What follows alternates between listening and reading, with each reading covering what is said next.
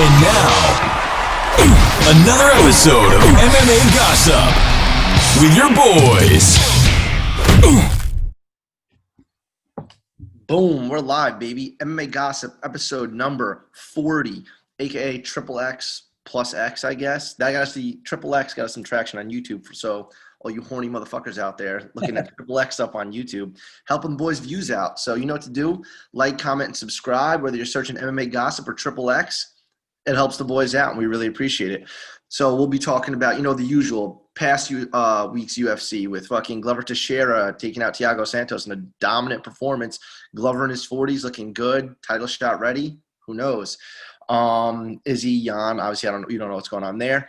We'll be talking about this upcoming week's card with the new Paul Felder versus RDA main event, little Bellator featherweight Grand Prix action, everything in between. Mike's got some segments. Matt might fall asleep. Who knows what is going to happen? I'm not high today.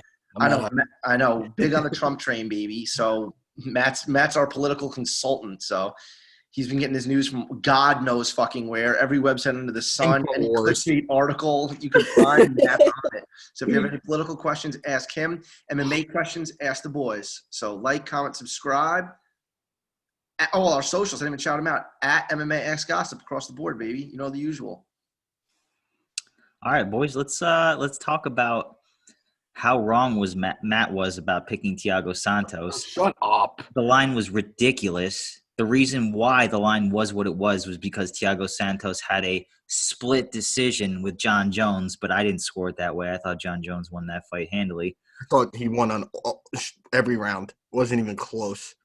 Who, John Jones? No, Santos. All right, you're high. So I thought the line was ridiculous. The fight played out, proved to be ridiculous. Matt, what's your rebut? I still disagree. I think if Santos even had just a quarter of a brain, he finishes that fight. Especially in the how many times did he rock him? I think 3. He put him down twice. Put him down twice. The second time that he put him down, more so than the first, you saw what happened when you engaged with him on the ground for the previous 2 rounds. If I'm Santos and I hit him with that uppercut and I see him on the ground looking up at the fucking stars, I'm like, get up. I'm not coming down there. You're going to get back up and I'm going to hit you in the fucking head again. There was no reason for him to jump and engage with him on the ground. Absolutely none. I thought the fight, granted, coming off of a big layoff, his gas tank looked shot. I don't think that his gas tank is always shot because, like, as Mike said, he did go 5 rounds with John Jones, broke his fucking leg basically in the first round, was it? Broke his fucking leg. He did. And he went all 5. So I attribute that to the long layoff. If that fight happens again, I would put the same exact bet on Santos because I still think Glover's shot, dude. He's gonna get a title shot. He's not gonna win by any means necessary. He just takes a shot well out of nowhere. Rumble Johnson knocked his teeth out and apparently knocked his brain back into him. I don't get it. But yeah, Santos is just a fucking bum. He's an idiot. I don't know. I would bet on him. I agree and disagree. The only thing I agree with is I do think that Thiago, clearly not rightfully, but I saw him being a favorite. Not only because of the John Jones fight, but he stopped Jan Blachowicz, who is the fucking champ, you know what I mean? So he stopped him. So I think the line was not deserved to be that big, but I could definitely see him being the favorite. But also, Matt, Glover is clearly not shot. I think he's on a 5-fight win streak now, going into his 40s. He's beating, some top 15ers here. And now Thiago Santos, and what was Thiago, ranked number fucking 2, maybe 1 or 2? I don't even fucking know. He's certainly up there though, and he just stopped, put a break on him. But I've been guilty of saying the same thing, saying Glover's chin is shot.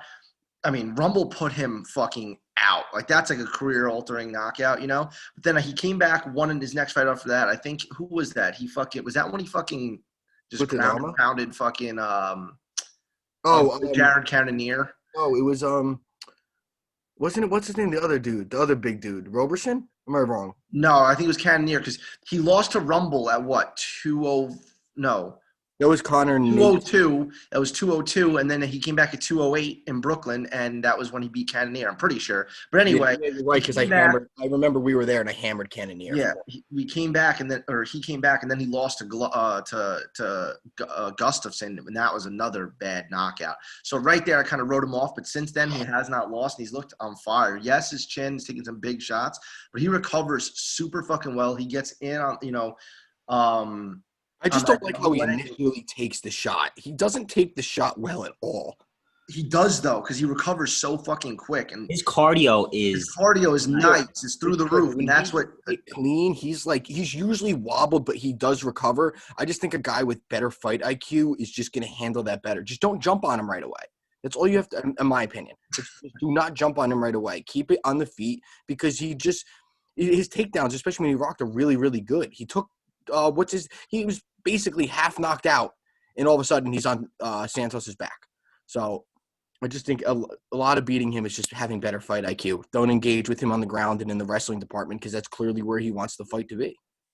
Yeah, I also think he gassed Thiago Santos out with those takedowns. 100%. And he basically, he ended the fight twice. Glover Teixeira ended that fight 2 times. He had 2 rear naked chokes in. And Thiago was going to tap. If he didn't hear that clicker for 10 seconds, that fight's over, or he goes to sleep. Dude, he broke Santos in that. Yeah, 100%. It was over. Yeah, that was a breaking kind of finish, because if you think about it, like that, whatever was it, the 3rd round he finished him? Yeah. So like the beginning of that 3rd round, Glover gets caught again, and then Thiago goes on top, and he was landing some bombs on top. And then Glover comes out of nowhere, does the whole underhook half guard thing, and then sweeps him. And then as soon as Santos gets sweeped, you could see it in his eye. He goes, I don't have another 4.5 minutes in me to get beat up by Glover. And then the choke was like seconds after that. So I thought it was super impressive. Glover looked better on the scale than he has in like 3-4 years. Hey, man, if you're going to make a run, might as well do it at 41 years old. I don't know about you guys, but give me your input here. I would rather see him fight Jan than Izzy fight Jan. 100%. Yeah. I have no interest in that fight. None. I think that's so stupid. All right, boys, let's transition real quick. Actually, real quick. There's one more thing I wanted to touch on.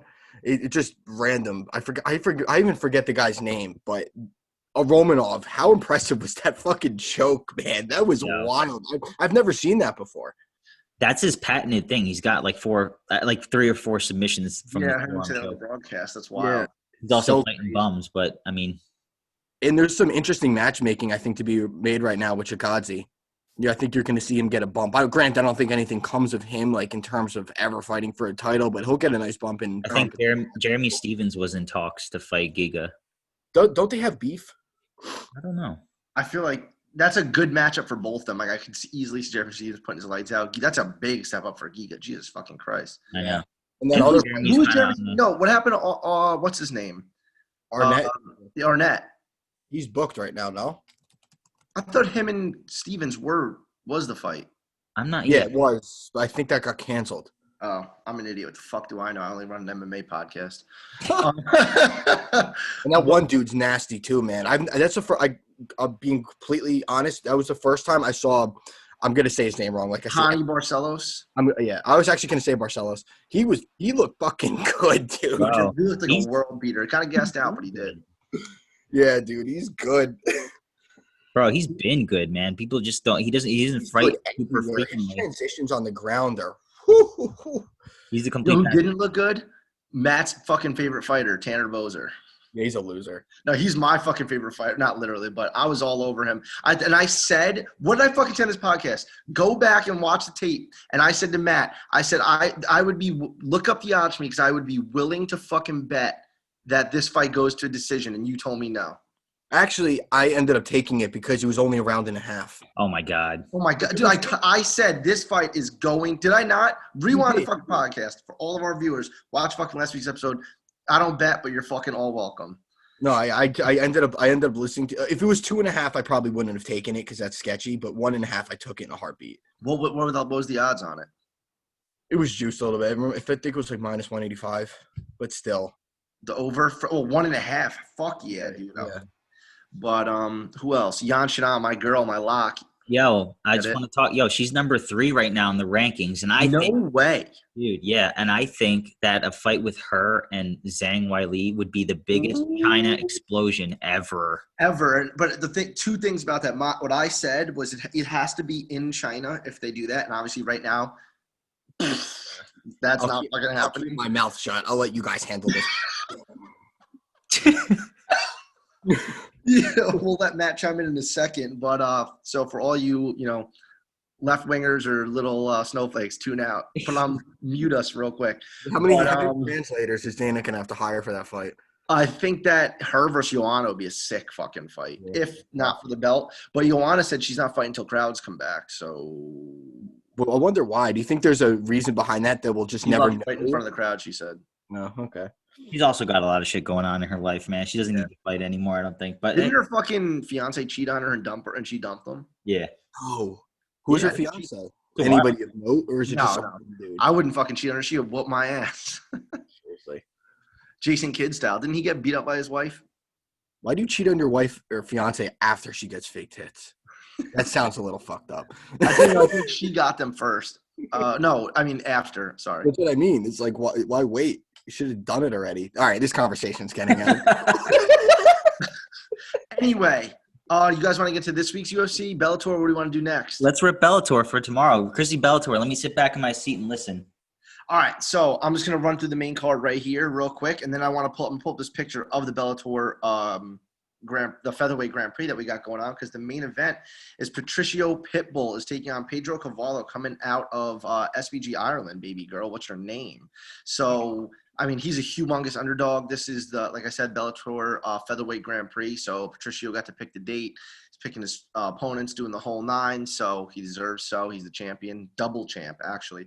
So going back to what you said, Mike, these are the only odds that I looked at. And I saw he was minus, I think, 800 or something like that. And I mean, that's a little, steep for anyone, but it's totally fucking deservedly so. He is the best Bellator fighter of all time. Double champ, just beat Michael Chandler. What the fuck just happened? That is awesome. Hold on, you're muted. You're muted. Oh, he's sharing his screen. That's Yeah, but My he's fault. right. Yeah, you guys can see that, right? Dude, that's awesome. Word. Let's get it. Go ahead, Chris. That's sick, dude. I'll scroll down. I'll scroll up to Bellator here. This will come up on the Skype. That's fucking prime time. Wait, Mike, did you somehow hide this week's odds? Oh, scroll up a little higher. This is Oh wow, that's pretty fucking cool, man. This is Bellator. This shows how behind the times I am. Is that, But anyway, is that Devin Powell, the one that broke his nuts? Or am I thinking? Devin Powell, Devin Powell, yeah, he's fighting in the UFC. But wasn't it Bryce Mitchell that broke his nuts? Or you're saying from the Powell kick? did too. Yeah, but he got kicked. Yeah. Yeah. He used to fight in the UFC. He's a UFC vet, red hair, big Joe Lozon guy. Yeah. But so baby girl, what's your name? Bellator 252 kicks off. Well, not kicks off, but like I said, featherweight Grand Prix quarterfinals. Patricio Pitbull taking on Pedro Cavallo in the main event. Co-main event, Daniel Weichel taking on Emmanuel Sanchez. This is a fucking awesome fight in the quarterfinals as well. So the quarterfinals, the way it's stacking up right now is we have this fight going on in the main event, the co-main event, and then the winners of this fight will fight each other in the semifinals. On the other side of the board, we have AJ McKee taking on – he beat Derek Campos. He choked him out, so he's already there. And Darion Caldwell did the same to Adam Boric. So we have in the semifinals, AJ McKee versus Darion Caldwell coming up, and then the winner of that versus the 2 winners, whoever wins tonight, is in the fucking finals. And me and every other Bellator superfan in the world is dying to see Patricio Pitbull taking on AJ McKee. Like, that is the matchup. I mean, AJ McKee is going to have the toughest test of his life coming up in Darion Caldwell, but Darren Cole's got that strong wrestling pedigree, and AJ McKee's he's just super fucking well-rounded. He's good everywhere, so we shall see. This is actually a super sick Bellator card. Logan Storley taking on Yaroslav Amosov. Amosov I thought was going to be a little bit – that's about right. I was going to say 2-1. So, yeah, he gets almost no shine, but he is 24, 25-0. So, a lot of people got to hop on his train soon. He's been fighting in Bellator for a little bit now. clearly won all of his fights because he's undefeated. And Bellator is huge on him. Logan Storley, on the other hand, is also undefeated. He's like 10 or 11 and 0. And so yeah, that's gonna be another sick fucking fight you got there. And I think that's it for the main card. I think they're just doing a 3-fight main card because the prelims start at 3:30 and the main card starts at 7 or 7:30. So it's gonna be a pretty big prelim card. On the prelim card, we got some big names, baby. Aaron Pico taking on John DeJesus. Chris, I have a question, not to interrupt you. So in a 3-fight main card, how come they just don't toss a big name like Pico on there and they keep him on the undercard? Because I honestly I have no reason for that right now, but I know that I think it has something to do with the streaming services because being on DAZN, being on DAZN, I say DAZN even though I know it's DAZN, but being on DAZN, they stream on YouTube and CBS. They're kind of all over the place, so it has to be something with that. You know what I mean? I can't tell you because I don't fucking work there, but has to, dude. Aaron Pico though I think he's headlining the prelims, taking on John. He should be at least taking on John DeJesus, dude. Aaron Pico is minus 800 according to these odds right here, and I honestly think there's value on it. John DeJesus was supposed to fight. So who just fought on the fucking UFC card? Let me look at this UFC card. Who just fought? Oh, Jamie Simmons, who Giga Chikadze knocked out, was supposed to fight John DeJesus, and I think was a favorite. Oh, God. So that says it all. Taking on Aaron Pico, they want to give him the slow roll. I think Aaron Pico fucking rolls here, but we shall see. It's a big card for Bellator 252, so he's going to get that shine from the Featherweight Grand Prix. So, and he could be one of those guys fighting for the belt one day at Featherweight. So this card's definitely giving him some exposure. And then Manny Muro taking on who we just talked about, Devin Powell. I like Devin Powell a lot. I follow him on Instagram. He's actually a really good follow. He's a pretty sizable favorite here. UFC vet. He's fought some notable names. Joe Lozon, Prodigy. He's a black belt. He's a fucking good dude all around, and I will definitely be rooting for him as a fan here. I'm going to be honest with you. I don't know too much about Manny Muro. He's 11-6 though, so that says a lot fighting in Bellator. Who else we got here? I'm just scrolling through to see if there's anyone of note on the prelims. I see a Gracie on here. Yeah, I'm going to get to that because I know he's low on the prelims. So Kerry Melendez is on here, Gilbert's wife. She's really fucking good and, power couple. So he'll probably be in her corner, I'm sure. Who else? Oh, if you guys, Andrew Salas is actually hilarious. If you look up a picture of him, Andrew Salas, Salas, he literally looks like Luis Pena if Luis Pena was homeless his entire life, because I know he's only homeless half of his life. But if he was homeless his entire life, that's exactly him. And then, yeah, Connery Gracie on the prelims, a kid I work with actually, Stan. He's a really good fucking kid. He went to high school with Connery, and they're like fucking boys. They follow each other on Instagram. He messaged him for all his fights. Does that not look like Violent Bob Ross? Yeah. But yes, there's a lot of hype behind Connery. I mean, he's got the fucking name. You know what I mean? He's actually, what's his name? Hoist Gracie's son. So how the fuck could you not have the shine? You know what I mean? So that pretty much does it overall for name value on the card. Kerry Melendez, it's hilarious. She's minus 515. It's because, like I said, I'm not the better. I leave it up to these boys. Mike went off last night in Contender Series. So I'm done with my little Bellator spiel here, but I'm fucking hyped, boys. Thursday night Bellator cards get the fucking juices flowing. Chris, got a couple questions for you. Let's hear it. All right, Chrissy Bellator. Obviously, Patricio is going to take this, right? It's handily. Yeah. All right, so where's the value on between Emmanuel Sanchez and Daniel Weichel, and then Logan Storley and Yaroslav Amosov? Where's the value, and what are your picks?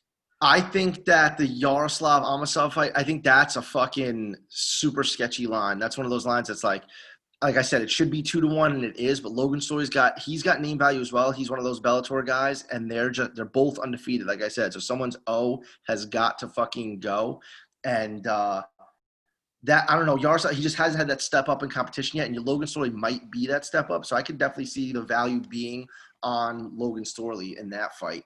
And then in the main event, I do see Emmanuel Sanchez rolling here. Like these, Emmanuel Sanchez and Daniel Weichel are just Bellator fucking staples. Like if I could if you said you have 10 seconds, create a featherweight Grand Prix, they're both, in there. But they've both I want to pull up the records here. Emmanuel Sanchez. I know he's a Rufus Sport guy, but he goes to a lot of decisions.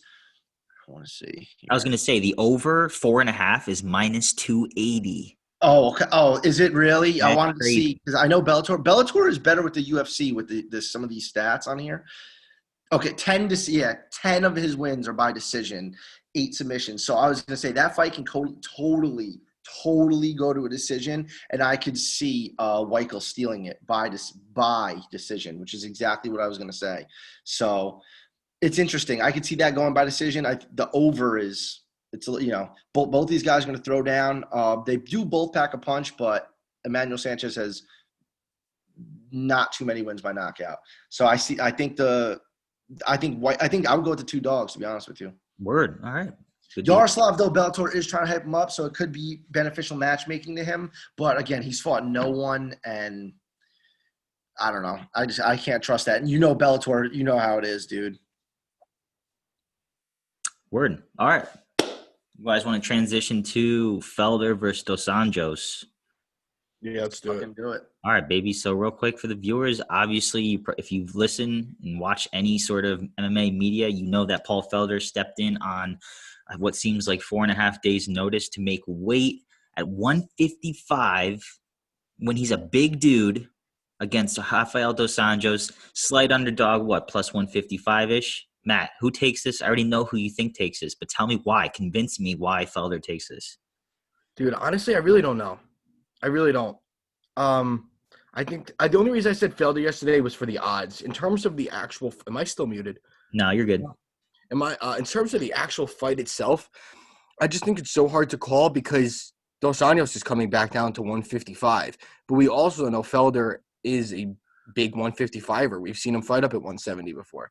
So – I don't know, man. I don't know because I don't know how Dos Anjos is going to approach this fight. Do you think he's going to go – because if he goes in there and he tries to turn this into just a straight-up striking match, I kind of favor Felder. I think he hits harder. I think he's a little bit more versatile. But if Dos Anjos is going to go in there and turn this into a grind up against the cage and working takedowns or working his jiu-jitsu, I feel like that favors him more. I don't know. I really don't even know what I'm going to bet because I have no idea what to expect out of Dos Anjos. And then Felder with the 4 days notice. Right now, I'm going to pick RDA, but I don't know. I think this is one of the hardest fights to analyze in a while. It sounds crazy, but the how short notice it is for Felder and the weight change for RDA, I really don't know here, guys. I don't know. What do you think? Maybe you could shed some light on it, but I don't know how because I feel like every time I watch RDA fight, he approaches every fight so differently. Like you don't ever see the same RDA. Maybe you could attribute it to his coaches and all that. They just game plan for the opponent, but I don't know how you game plan for Felder. Not that, Felder's some puzzle to crack. I just don't know the best route to take for him. So I don't know. What do you guys think? I think RDA rolls here, and I'll tell you why. I think that Paul Felder is a fan favorite, and I think that is what is in a lot of people's heads. He never gets knocked out, got a hard chin, makes the fights close, and he's pretty well-rounded. But if you look at the statistics, shout out to MMA by the Numbers, listen to his podcast yesterday, Felder has been outstruck in 75 to 80% of the fights that he's been in, regardless of the outcome. So the fights that he was even winning, he was being outstruck. And now you're fighting a guy that's, I don't even know if there's even more of a well-rounded fighter than RDA. He's definitely in the upper echelon in terms of being so efficient in every category of mixed martial arts. RDA can take this fight anywhere, and I think that he wins this fight. I really do. And he's cutting back down to 155, which is a little bit sketchy, but I trust him to do that. He's a professional. Same thing with Felder. I just think that RDA has the cardio, stand-up, grappling, and everything in between to just pose a lot of problems for 5 rounds, right? What? 5 rounds. I'm going to favor RDA too, honestly. I got to side with him. And I think that 180, minus 180 still is a lot of value. Believe me, I will be rooting for Felder. I love Felder, and I've always rooted for him in almost every single fight he's been in. But I also have a soft spot for RDA because, he's been in the UFC for how long, and he's still at the tippy top of everything. And listen, he's been fighting grapplers, bro. He set a record for he's been taken down 30 times or 30 plus times in his last however many fights, 3 or 4 fights, maybe even 5 fights. But dude, he's fighting the best grapplers. And finally, he's fighting somebody that's going to stand up with him. And he has the grappling advantage, bro. This is RDA written all over it. That's and you also have to consider, too, I'm just going through his recent fights. I mean, it's easy to get down on his performance in recent years, but look who he's been fighting, man. Usman, Covington, lost both, obviously. Lost to Leon Edwards. Leon Edwards is just bigger. There's no other way to play it. Beat Kevin Lee, and then he loses to Chiesa at 170, but Chiesa's been, in my opinion, as hot as anybody. I can't wait to see him fight again, and Chiesa's fucking huge, man. Chiesa's humongous. How he made 155 is insane. So, yeah, you know what? You do have a point, Mike. For once, I'm not going to argue with you, and I'm going to side with RDA here. Until RDA loses, and Matt's going to say he knew it, and he blames Mike. I'm going to say, fuck you, Mike, immediately. Yeah, I'm with you, too. The more I thought about it, the more it's just, like, this is no disrespect to Felder, but I was going to say it, Matt just said it. Fighting Usman and Covington and then coming down, you're like, like we just said, fighting Usman, Covington, Magny, Chiesa, and now you come down, you fight fucking Felder. It's almost like a fucking relief, you know what I mean? Yes, Felder fought at 170. He did look smaller, though. You know, he's a big dude. He's 190. Like, I've seen when he was announcing a fight, I forget what fight it was, but they were doing the weigh-ins, and then there was like a big lull in the weigh-ins, and Felder came out from behind the curtain, stepped on the scale, and just fucking flexed. He's wearing a T-shirt and shorts, but I think he was like 194, which is fucking big. You know, that's 40 fucking pounds almost over the fucking limit. Granted, he's wearing clothes, everything. Just say he's 190, completely out of shape. Cutting from 190 to 155 is a humongous fucking cut. But anyway, I know I start. You know how I'm fucking Chrissy personal life. I know about all these guys' personal lives. As you guys know, Felder's training for a triathlon.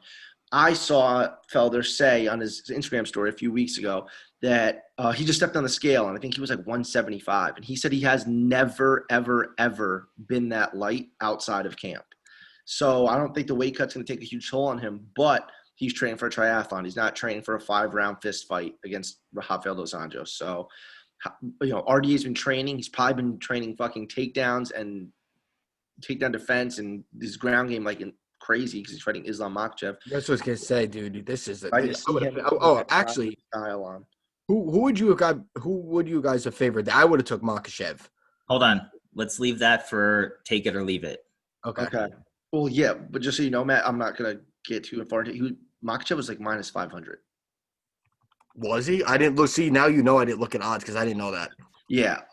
Anyway, the last thing I'm going to say on it, I remember when we used to talk about this, if, you know, this is probably like 4 years ago. If you said, who would you want to model your fighting style after? I would say RDA all day long. I used to say it all day long. Like, if you have any, you know, that's like a common question. Like, who would you model your style after? RDA. That forward pressure, even though he's a southpaw, but that forward pressure, he's got great takedowns, good jiu-jitsu, fucking good takedown defense. I mean, granted, how the fuck could you have good takedown defense against Conor, Usman, and Colby Covington when you're just like a big 55er? He would have been the perfect fucking candidate ever for a 165-pound weight class like 4 years ago.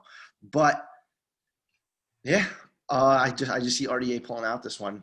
And, Mike, as we're talking about this, I just thought about it more. I wanted to go back on it real quick. I think that the more I think about it, and I said it live, I think that I would go Amasov and Weichel. I'm still sticking with the underdog, but I think Amasov is going to – minus 190, there is good value on it. Yeah, I'm asking you because I'm thinking about putting something down. I'm just thinking, like, I mean, he proved his wrestling. Like, Ed Ruth was, like, Yaroslav's biggest win, but Ed Ruth – kind of, you know, he's an amazing wrestler, like one of the best ever, but his MMA game hasn't really panned out. It's kind of just like a bigger name than anything. But I mean, he did win that fight handedly, you know.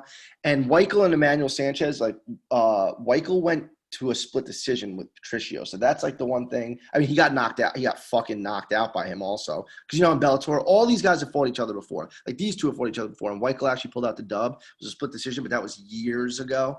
And Emmanuel Sanchez just leveled up since. Both of them are super, super, super ground specialists, have more submission wins by anything. So I think the over, and so I mean the over you said is so high. I would just take Weichel and Amasov. That would be like a little spicy little parlay.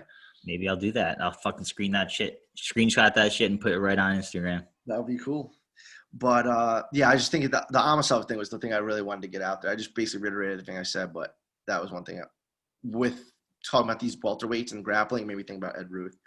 Word. But yeah, man, I'm going RDA in this one. Unfortunately, like Mike said, I'll definitely be rooting for Felder for shizzle. We're all on Felder. All right, let's talk about one more matchup on the card. Got Strickland making a quick turnaround after dismantling Marshman. I thought he should have finished him, but whatever. Going up against Brendan Allen at a catch weight of 195. Supposed to fight last week, but Ian Heinisch had the sniffles, so couldn't come through with that fight. But rebooking it 1 week later. Got Strickland, Allen, Matt. Who wins? How? Brendan Allen. Minus 110 for each. Brendan Allen. He might be my lock this week. Oh yeah, Good for dude, you. I'm all over him. I think he's gonna look like the bigger guy in there too. I really, really, really think that this. I know, Mike, you were doubting it earlier, but I think this 195 catch weight really, really favors him. I think he's in fight shape. He was ready to go last week. And the catch weight part, he doesn't have to cut again because I know that was our original concern. He's probably cut a little bit, if that. Like, what do you think he's walking around at right now? I think if he's smart, he's probably walking around just under 200. Yeah, exactly. So I favor him all day in this fight. I think he takes the fight to the ground. As long as he doesn't get cute and try to stand and bang with Strickland, because Strickland probably is a little bit more technical on the feet, as you guys recently saw. Take him down, man. Take him down. Use your jits that you know can take you anywhere. So I'm all over Brendan Allen in this one. Yeah, I think I'm Brendan Allen too, especially at the fight's at 195, right? That's what they decided on, 195 pounds. So I did not favor Brendan Allen making that cut again back to 185. With the hiccups, that would not have been great, and I probably would have not favored Strickland, but I think after another rough cut like that would not have been good. But yeah, I'm favoring Brendan Allen here too. He said on our fucking podcast, boys, you guys should go check that out if you haven't heard it yet. He said that he wants to fight at 185, or he was thinking about even going up to 205, where Strickland is an ex-welterweight. So, he's clearly gonna have the size advantage here. Definitely gonna be the less polished striker. I think Strickland is going to land on him a lot. And I could see him not hurting Allen by any means, but I could see him, putting the heat on Brendan Allen and Brendan Allen getting a takedown and maybe getting a finish, using his size on the floor. But I definitely don't think Allen gets through scot-free, but I do think he gets the win here. Yeah, I think it's going to be a grueling fight. I think the line is very appropriate. The one thing that is making me pick Allen, other than my total bias for him, is Sean Strickland went to a split decision win over Tom Breeze, and then, Brendan Allen went in there and walked through Tom Breeze. So, I mean, like MMA math, Mike. works sometimes, let's get it. What's the co-main on this card? I hate saying this about Allen, but he gets hit a lot. And he wears it well for the most part. But, dude, if you watch every single one of his bouts, even his LFA bouts, he's like a punching bag, dude. He gets hit a lot, but his saving grace is that his grappling is pretty absurdly high. Very, very, very good. And Strickland's no joke on the ground either. So I'm hoping that Allen just kind of has that next level on him on the ground and then goes for a submission. I know he's trying to go for that finish. I just think if for some reason Allen can't get it to the ground, I'll be seriously worried for Allen to win this fight. But I'm going with Allen, baby. Yeah, dude. And yes, like Mike said, we're all a little biased, but I really, really, my analysis of the fight is what I truly, truly think is going to happen. Word.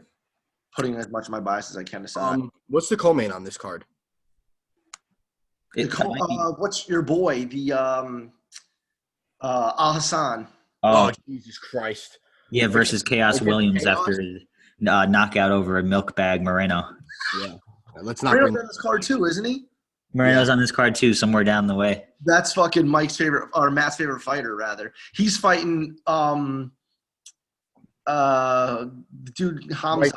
Rice McKee. Yeah, Riz McKee beat the shit out of him. There's some brutal fighters on this card, man. There's some brutal fighters on this card, but there's some like low key, like it's good matchups for brutal fights. Like Dante Miles and Roque Martinez, like dude, whoa, like that looks like a Bellator like prelim headliner. For guys, Dante Miles' pictures in black and white. Randa Marcos, I think she's an underdog, isn't she? Yes, like I saw Diehard MMA say that she was an underdog. Jose Quinones, that's who O'Malley knocked out, taking on Luis Smolka. I was going to ask you guys, who do you favor in that fight? Just because Luis Smolka is kind of notable, I guess. Neither. I mean, dude, I honestly, what are the odds? Because I don't know, but I think that right here, they're all right here. Can you see? Oh, they're on the screen. I'm looking at the other screen now. Right here.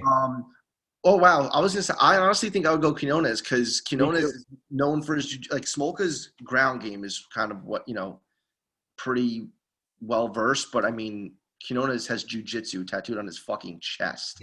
I feel like I watched Smolka get worked on the ground. Yeah, by Brandon Moreno, he got guillotined and I know the exact way to describe Smolka. Smolka is so content with being on his back because he's looking for that one submission. But if he he's can't, not gonna get it on he'll Quinones. stay on his back the whole time. Yeah, I'm on. He might be my dog, Quinones, honestly. Not a bad What, cut. you use my fucking analysis to me as your dog, you scumbag? I was considering it earlier. Smolka sucks. I'm picking Yoder over Granger too because Granger's just god awful, and so is Yoder. But come on, What do you do about Random Marcos and a 500 record? horrible. I'm not picking her. You mean Mike's mom? Yeah, mom. That's the oldest joke on the podcast, and that just came up randomly. Your mom has fire red hair. It's not older than what's his name being half deaf.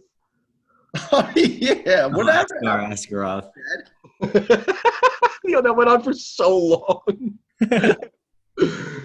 But all right, Mike, what you got for us, dude? All right, so I just want to looking ahead to 255. There's some interesting lines. I want you guys to guess. I What they definitely are. didn't look that far. You know that. Yeah, All right, good. So I just want to know who you guys think the favorite is in these matchups. So we're going towards UFC 255, November 21st. It's Perez versus Figueiredo. Obviously, Figueiredo's a big favorite. But what do you think about Mike Perry and Tim Means? What do you think the odds are? Mike Perry 3-1. Mike, this is next week? Yeah, one week from Saturday.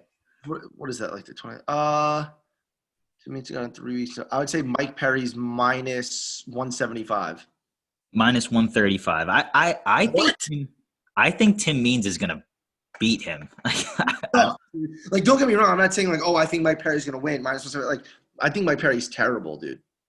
He's terrible. Mike, and this is another joke of the podcast. Matt used to love him and like used to say like he's gonna be champion. Obviously, Matt was kidding, but Mike Perry is a loser. Like, he sucks. He's not good. I'm betting him in that fight. He might be my lock. He's gonna knock Tim Means. Tim Means has no chin left. I mean, yeah, I honestly, Tim Means at this point is not good. So what would you say? Mike Perry's minus 135. I just think that Means is better everywhere. Mike, this is your puncher's chance narrative to a fucking T. Right. Yeah, Means is a little chinny, don't get me wrong, but he is a better striker, a better grappler, a better mixed martial artist, better experience. I don't know, whatever. I'm tilting my head, my hat here. I think he's going to win. What about last one? Mauricio Shogun and Paul Craig rematch. What do you think the lines are? Who do you think is the favorite? All right. I think Craig's a favorite. Maybe 2-1. I'm gonna say 155.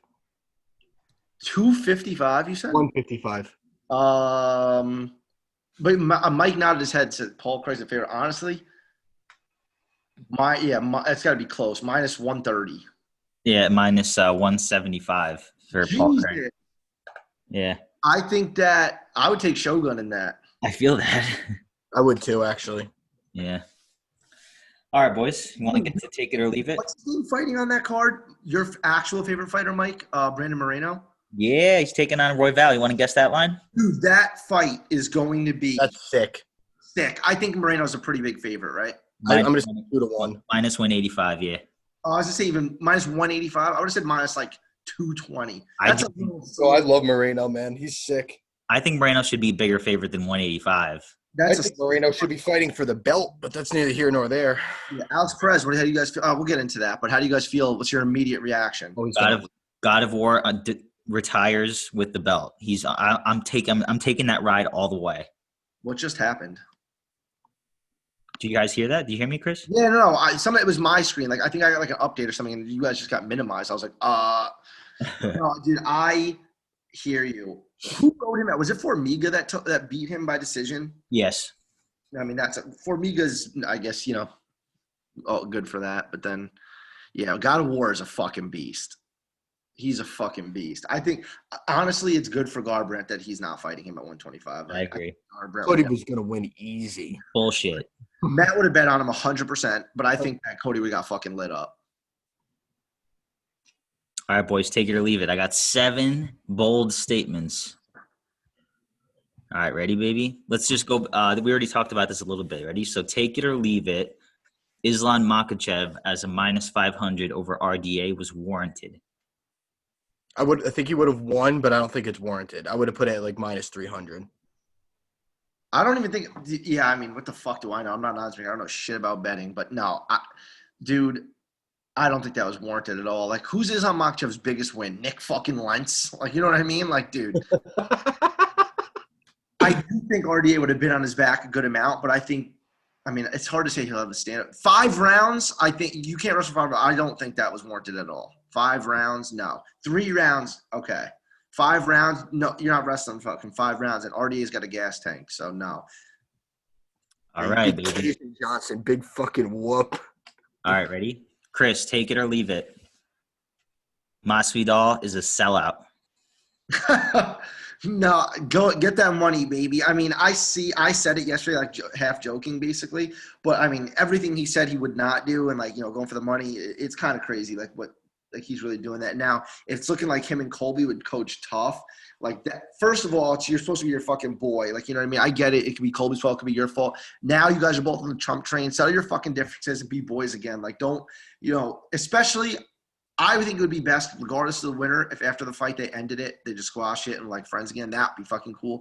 But it's looking like they're coaching tough and Masvidal doing like the dressing up for press conferences and now coaching tough. Like he's not street anymore. But go get that fucking money. I'm not mad at him. Who else would you rather coach tough? Because I kind of like it. I do too. I just think that I don't want to see. I think Colby is perfect for it. Him and Usman, I think, would have been great for tough. But Masvidal with like an artificial, camera beef, like I don't know. And Masvidal coaching tough, like I don't see him getting on the mat. You know what I mean? I don't know. I do love it. I mean, I'm gonna fucking watch every single episode. So When does it start? I think in February filming starts. They said or something. Oh, I'm pumped. I love tough. So we'll see. Next. All right, I got 5 more, and I'm going to leave the best ones for last. So we got Chimaev beats Leon Edwards and fights for a belt in 2021. Take it or leave it. Fuck no. I hate Edwards, and I'm betting him. Here's the thing. I'll only take it for this reason. If he beats Leon Edwards, he's fighting for the belt. So that's the thing. Because I mean, dude, I'm betting on Leon Edwards. That's a steep step up, going from Riz McKee, John Phillips, and Gerald Mearshart to then Leon Edwards to Usman. That's like stepping up. McGregor type rise, dude. That's a lightning quick rise, and I think that's a little steep of a fucking step. But if he does, he's the fucking favorite. He's 2-1 over Leon Edwards. I'm hammering Edwards, absolutely hammering. Is that going to be a main event? Yeah. Oh yeah, 5 rounds. Fuck yes. So. That might be my lock-in underdog. Until Matt bets on Hamzat the night of. Yeah, probably. All right, Khabib fights one more time for that 30-0. Take it or leave it. Take it 100%. Take it, yeah. I saw what's his name? Ali tweeted last night 30-0 with the eagle emoji. Oh, fuck him. Yeah. Hey, yeah, stern shit. All right, next one. Take it or leave it. Chris, Kayla Harrison in Invicta is just straight up unfair. Unfair. Yeah, unfair. Unfair. The only thing I'll say is that in her defense, it's at 145, and she's never cut to 145 yet. So that's the only thing. If they brought her into Invicta and made like a 155-pound weight class, absurd. But doesn't she date James Vick? Or am I thinking of the wrong person? You're thinking of the wrong person. She dates what's his name? The dude that fought. Fuck, I see his face in my head. Tony Rocco Martin. Oh yeah. Who does James Vick date? James Vick is married to a Hawaiian girl. I just got it all mixed up with Rocco Martin. Then my next guest was Gabby Garcia.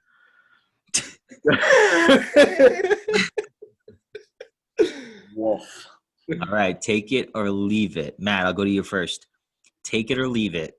Conor should venture out from SBG and train elsewhere. Yes, I said it after his I've been saying that for, I think, the last 3 fights. I wanted to see him train elsewhere. Yes, 100%. I'm leaving that. Don't broke was not, don't fix what's not broken. He lost to Habib. He won, I'm not going to say, oh, he won the round. But, like, dude, outside of that, I mean, the only thing I think he should have done differently is not trained with fucking John Kavanaugh for the Floyd Mayweather fight. Like, bro, what? You know what I mean? Something like to that extent. Get a real boxing coach. Yeah, I got a follow-up question for this one. But go Go ahead. Go. Follow-up, take it or leave it. Conor should venture out from SBG and train elsewhere, especially when training for grapplers. Yeah. Difference? Is there a difference in your answer? I'm just curious. No, I don't think so, because Conor's Conor. He could bring anyone in the fucking world in. Like, for example, like that Dylan Dennis is famous because Conor lost to Nate Diaz and needed a jiu-jitsu partner, basically, and hired Dennis to just come in and do fucking rounds on rounds on rounds. You know what I mean? Yeah. He's got his tall boy, Liam something. I forget his last name. He's a professional boxer. Southpaw. He brought him in for Nate Diaz. He's like 6'2", just looks like Nate Diaz, and he's been on a roll. So, Conor's Conor. He could bring in fucking anyone in the world to his camp if he wanted to. You know what I mean? He's got the money to bring in fucking anyone. So I don't think he needs to leave. I think that he could just bring people to him. Don't get me wrong. If he went to ATT or some shit for 3 months, it definitely would not hurt. But I think bring Kavanaugh with you. Like, it's also a fault of mine. Like, I'm loyal to a T with that shit. Like, I don't even know. Like, nothing wrong with venturing out. Like, nothing at all. But, like, he got this far and did everything he did. He lost to Habib, but he just came out and whooped Cowboys' ass. I mean, he was supposed to, you know what I mean? But he whooped Cowboys' ass the same team he's always had. So I think disclaimer, I didn't mean he should switch camps. I just, like Chris said, I would like to see him just do like 2-3 months somewhere else. Just mix it up. Just get a different perspective. Get some different competition in the gym, the whole 9, just different environment for a little bit. Grappling with John Phillips, you know what I mean? Exactly. Last one. Chris, take it or leave it. Corey Sandhagen should fight TJ Dillashaw for the #1 contender spot instead of Frankie Edgar. I'd take that. TJ never really lost a belt. It is what it is. Obviously, I'm biased. I fucking love TJ Dillashaw. But I think that fight is sick. And if he beats TJ Dillashaw, fight for the fucking belt. Yep. 100%. TJ shouldn't come back and fight for the belt immediately because that division's on fucking fire. Aljamain Sterling had to wait a fucking year, for God's sakes. You know what I mean? So, TJ, you cheated. Wait a little bit. Even though I love you, fight Corey Sandhagen, and you're right back in the fight. I favor TJ in that fight, too. I feel that. Dude, I would, too. I don't know. Coming off the start, his confidence could be down. Like, he doesn't have – I mean, again, I'm obviously biased, but there's no proof that he did it at 135. So – if he really just do it for the weight cut, maybe his confidence at 135 will still be there. That cardio still. He looks to be in great shape if you look at his Instagram and stuff. So we'll see. Also, I snuck ahead, Mike, while you were in the odds. Petr Yan and Aljo. I saw the line. Where the hell is it? Guess the line for that fight. I already saw it. Wait, I didn't see it. Shit. Jan minus 155? 135. And Aljo's plus 115. That's a razor close fucking fight. Also, we got to watch together. Did you see the McGregor and Poirier odds? Yeah. I didn't. Did you? Conor minus 185, right? Dude, right here on future events on best fight odds, it says McGregor's minus 220. Jesus. That's wild. Yeah. Everyone has a better read on Poirier than me. Like, I know you guys know how good Poirier is, but like, dude, MMA Twitter, like if you say Poirier has a chance to win, they like shit down your throat. You know what I mean? Like, and dude, McGregor minus 220. Goddamn. Exact identical line to Usman Burns, minus 220 plus 180. You want to see a line that you literally take your savings account and you put it on this and you just don't look back? Oh. Kamaru Usman minus 330 against McGregor. I love Conor to tears. I would liquidate every asset I have, turn it into, and it would all be on Usman, every dollar. You also said you were going to do that with cryptocurrency at the Highlands. Yo, I'm bound to strike gold sooner or later, man. You literally said you were going to start direct depositing your paycheck into cryptocurrency. Oh, I deposited money into an account to trade off of a credit card.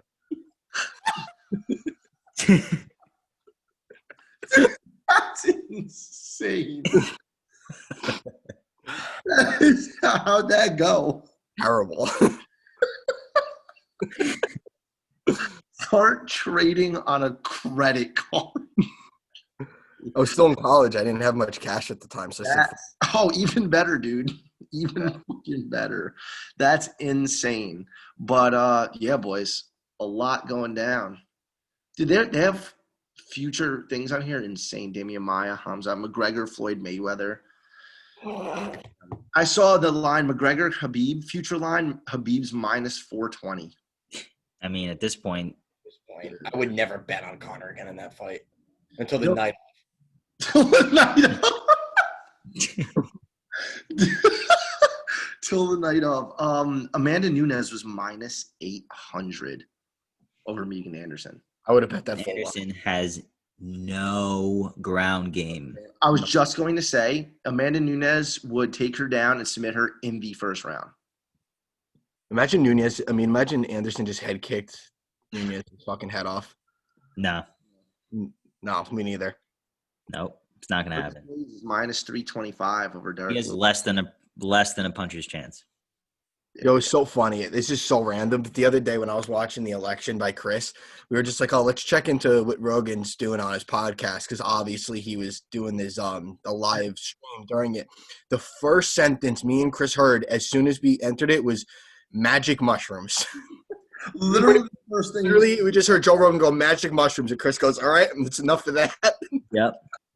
So, Matt, what do you think? Trump 2020 still or what? What are the chances? What are the odds while we're talking about odds before we sign There's up? not odds right now. They're pulled down. You can't bet on. If you had to put the odds. Honestly, I think Trump's plus 200 right now. Better than it was. I'm not going to get political, but all I'm going to say is this. If Biden's my president, he's my president. Not going to stomp my foot and scream like the left would. But at the same time, no matter what side of the fence you're on, if you don't think that there's fraud, you're just a stupid motherfucker. You're just dumb. You are. If you think this is straight up, you're just dumb. And you should be more worried about the fact that somebody's scamming a whole country more so than who's president. Because if they get away with this, they could get away with anything. And that's all I'm going to say on it. We're just going to become socialist communists. China's going to take over the world. No problem. All right, boys, I got a quick would you rather. Oh, God. Would you rather be Impa Kasagane and hold Joaquin Buckley's foot while he kicks you in the fucking head or get pegged by Gabby Garcia? Oh, Gabby Garcia. You'd rather get pegged by Gabby Garcia? I don't know, dude. I'd take the quick flash knockout and wake up. Later. Gabby Garcia just with a strap on pumping. Oh, yeah. I'd rather get kicked in the head. All right, boys. On that note, like, comment, and subscribe. Help the fucking boys out. We're almost at 100. We gotta be, dude. We're there. We're literally right there. Help the fucking boys out, losers. Help. Let's see. Going live. Help the boys out. We're at 95. We're this close. Help us out. Like, comment, subscribe. You know the usual. At MMA Gossip. Check us out for our picks. Follow Mike for his Mike's up. Mike always fucking wins. Contender Series 2-0 last night. Matt is always on the gambling train. He can help you out with any of that. And if you need any political advice, ask him. The only thing you don't ask him for is crypto. You have a problem.